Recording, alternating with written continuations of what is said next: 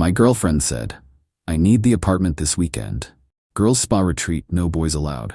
I responded, "Have fun." Then her gay best friend accidentally sent me a text meant for her about their romantic weekend. I forwarded it to her entire friend group and changed the locks. When she came home with him Sunday night, I 29 male got the message Thursday morning while making coffee. My girlfriend Natalie 27 was getting ready for work, humming some pop song. "Babe, I need the apartment this weekend," she announced, not asked. "Girls spa retreat, already confirmed with Jess and Mia. No boys allowed, obviously." We'd been together 3 years, living in my apartment for the last 18 months. Never had an issue with her friends coming over before. "This weekend? That's pretty sudden." She rolled her eyes. "God, don't be clingy. It's just 2 nights. You can crash at your brother's or something." "Why can't you guys do the spa thing at Jess's place?" "Because I already told them here. Plus, we want to use your amazing bathtub for face masks and stuff. Come on, don't make this weird." Something felt off, but after 3 years, you pick your battles. "Yeah, okay, have fun." She beamed, kissed my cheek. "You're the best. We're doing wine, movies, the works, total relaxation mode." Friday afternoon, I packed a bag. Natalie practically pushed me out the door at 5 p.m. "They'll be here soon, love you, bye." Door closed, locked, crashed at my brother Derek's place. We played Xbox, ordered pizza. Normal Friday. Around 11 p.m., watching some stand-up special, my phone buzzed. Text from an unknown number. "Unknown, can't wait for tomorrow night, babe. Got us that wine you love and those candles. Romantic AF." I stared at it. Wrong number, obviously. Was about to delete when another came through. "Unknown. Nat, are gonna look so hot in that lingerie. Worth every penny, lol." My blood went ice cold. "Nat, Natalie." The next text confirmed it. "Unknown. Shit, wrong person. This is Garrett BW. Nat gave me her number for emergencies. Please don't say anything. She'll kill me." Garrett, her gay best friend from college. The one she swore was practically her sister. The one who came to our dinner parties with his boyfriend, who I'd never actually met now that I thought about it. My hands were shaking. Derek noticed. "Yo, you good?" Showed him the texts. His face went dark. "That yeah." "What you gonna do?" "Good question. Confront her? Storm over there?" Part of me wanted to. But the calculating part, the part that was already 3 steps ahead, had a different idea. Nothing, yet. First, I screenshot everything. Then I opened Instagram. Natalie had already posted stories. Her, Jess, and Mia with face masks, wine glasses, girls' night, spa weekend. Looked convincing. Except, I zoomed in on one photo. Reflection in the wine glass. A man's watch on the coffee table. Garrett's watch. I knew because he bragged about it last month. Limited edition something or other. The rage was cold now. Methodical. Update 1 Saturday morning came with a plan. Not a rage plan, a consequences plan. First move. Documentation. Garrett's texts were just the start. I went through our message history with fresh eyes. All those girls' nights Natalie had. All those times Garrett was having boy troubles and needed her support. The weekend trips to see her college friends where Garrett just happened to also be visiting. Pattern established. Second move. Information gathering. Created a throwaway Instagram account. Checked Garrett's stories. The idiot had posted from my apartment. My couch visible in the background of his chill weekend vibes post. He'd even tagged the location as our neighborhood. Third move. Nuclear option prep. See, Natalie had this whole friend group, about 12 girls who did brunch every Sunday, had a group chat called Queens Supporting Queens, the works. They loved drama, but more importantly, they had opinions about cheaters. Strong ones. Natalie herself had gone scorched earth on Mia's ex last year when he cheated, but I wasn't ready to push that button. Yet. Instead, I called my landlord. "Hey, quick question. If someone's not on the lease and I want to change the locks, what's the process?" "If they're not on the lease and don't receive mail there, you can change them anytime. It's your apartment, legally. They'd be considered a guest." Perfect. Natalie had kept her parents' address for all official mail. Never changed it, like the tax benefits or something. Made another call. 24-hour locksmith. "Can you come by tomorrow evening? Around 7? Sunday evening? That's $150 extra for weekend emergency rates." "That's fine." Saturday night, I barely slept at Derek's, not from sadness, from anticipation. Natalie texted me twice, "Miss you, baby," and "Girls say hi." I responded normally. Miss you too. Have fun. Sunday afternoon around 3 p.m. got another text from Garrett's number. Hey man, really sorry about those texts, drunk and stupid, or cool for not saying anything. Nat doesn't need that drama. I didn't respond, but I did screenshot it. More evidence of consciousness of guilt, as they say. 4 p.m. I headed back toward my apartment. Not to it, to the coffee shop across the street. Perfect view of the building entrance. Ordered a large coffee, settled in with my laptop. Waited. 5:47 p.m. Jess and Mia left the building, hugged goodbye at the door. No Natalie. 6:15 p.m. Pizza delivery guy went up. Came down 10 minutes later. 6:58 p.m. The locksmith arrived. I met him at the door. 20 minutes, new locks installed, both deadbolt and handle. Old keys useless. 7:24 p.m. Back at the coffee shop. Opened the Queens Supporting Queens Instagram group. Natalie had logged in on my iPad once, saved password. Uploaded Garrett's texts, his Instagram story from my apartment, the reflection photo. The pizza receipt screenshot I'd grabbed from our shared email. 2 pizzas delivered during a girls-only weekend. Added a simple caption, "Hey ladies. Thought you should know what Natalie's girls' spa weekend really looked like. Garrett's not gay, BW. Those texts were meant for her, sent to me by mistake. I'm changing the locks now. She can get her stuff tomorrow with supervision. Just thought you all deserved to know who you're brunching with." Posted. 12 views within seconds. The typing indicators went crazy. Then I waited for the main event. 8:43 p.m. Through the coffee shop window, I saw them. Natalie and Garrett, walking up to my building. She was wearing the dress I bought her for our anniversary. They were holding hands. Watched them get to the door, watched her dig for her keys. Watched her try the lock, the confusion. Try again, the frantic searching through her purse. Garrett looking annoyed.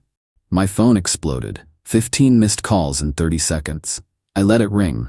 Then I strolled across the street. Update 2. They were still at the door when I walked up. Natalie spinning around, face going from relief to panic in about 0.3 seconds. Jake, thank God, my key's not working and... New locks, I said, keeping my voice level. Installed an hour ago. Garrett stepped forward, trying to look intimidating. Pretty hard to do when you're 5'8" and built like a yoga instructor. Dude, what's your problem? My problem? I pulled out my phone, showed them Garrett's texts. Wrong person, right? His face went white. Natalie grabbed the phone, read it, looked at Garrett. You absolute idiot! Not, this is a misunderstanding. Not, I can explain. Just anger at him for getting caught. 3 years, Natalie. 3 years and you're banging some guy in my apartment while I'm kicked out for your spa weekend. It's not. We're not. Garrett and I are just what? Just friends? Like you've been saying for how long now? 8 months? A year? She started crying. The tears that used to work on me. You don't understand. You're never emotionally available. Garrett gets me. Gets you. Right? Well, he can get you at his place now. My phone was going nuclear. The group chat had exploded. I glanced at it. Just, Natalie, DTF? Left my charger there for this? Some girl named Becca. Garrett's not gay? I tried to set him up with my brother. Natalie's phone was going off too, her face crumpling as she read the messages. You told them? You told the group chat?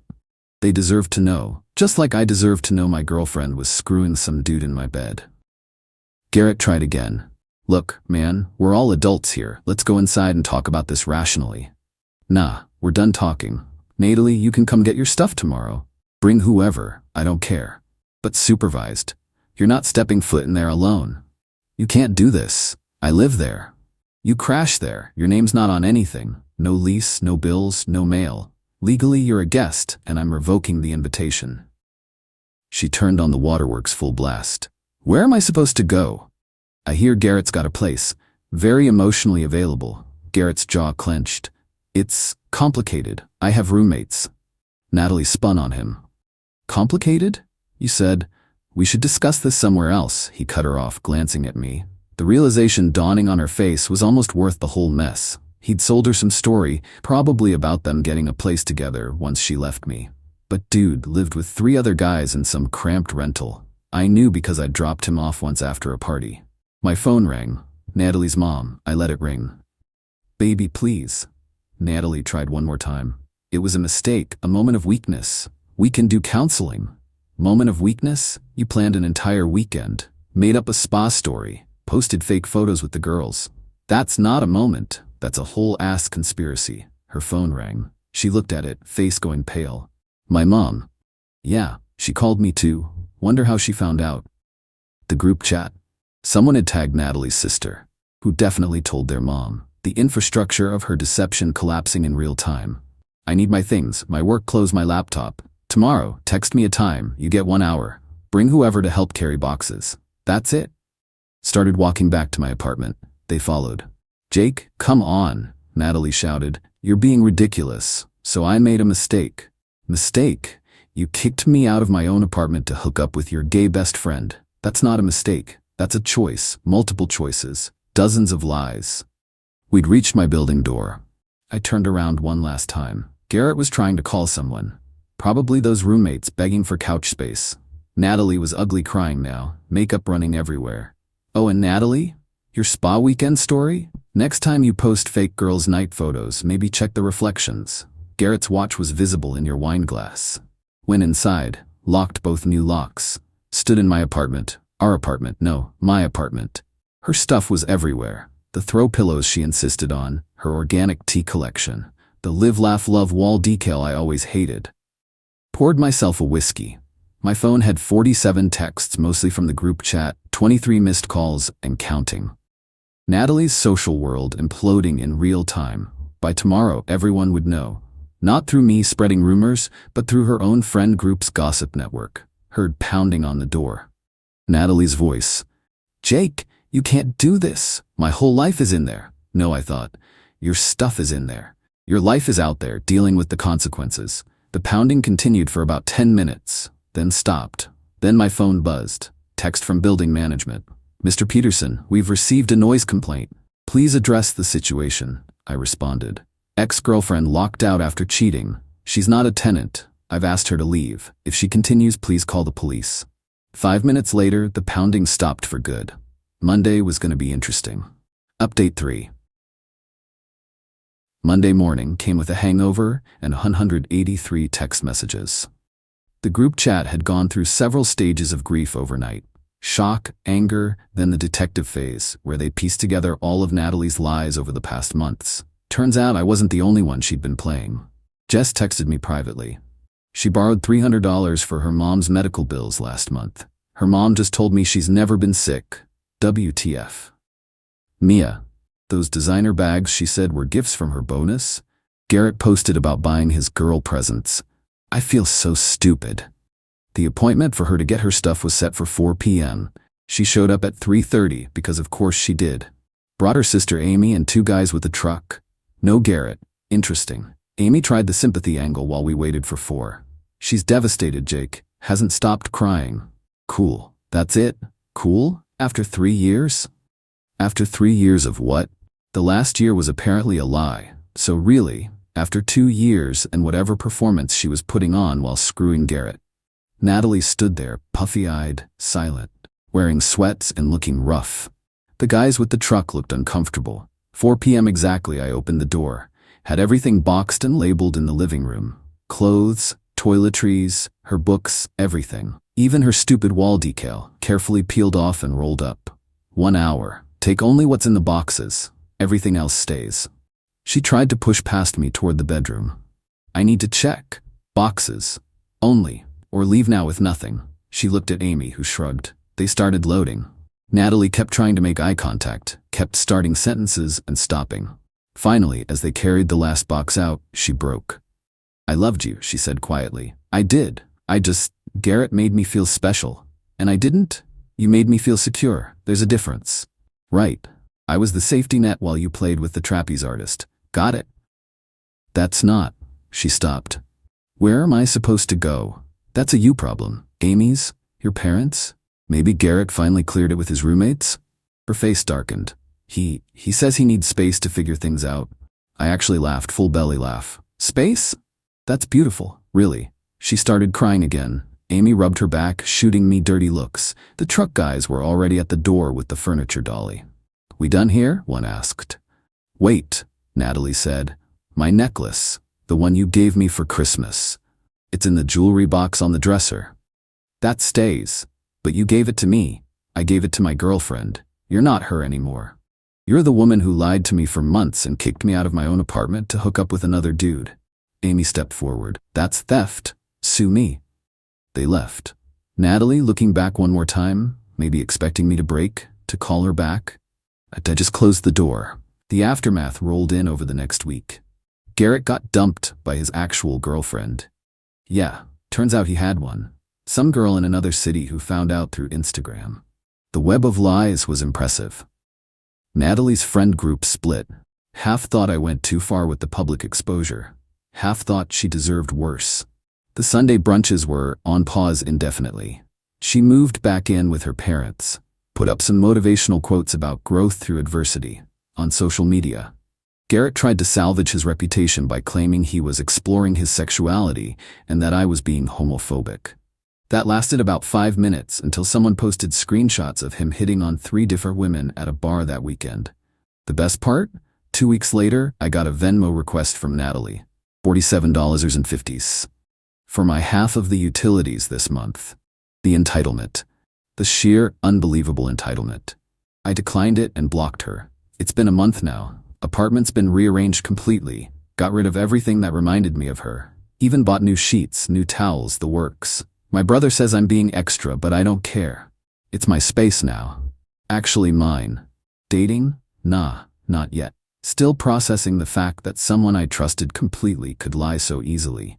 The signs were there, looking back. The little inconsistencies. The way she'd get defensive over nothing. How her phone was suddenly always face down. But I'm good. Better, actually. There's something liberating about slamming the door on toxic people. About not trying to save something that's already dead.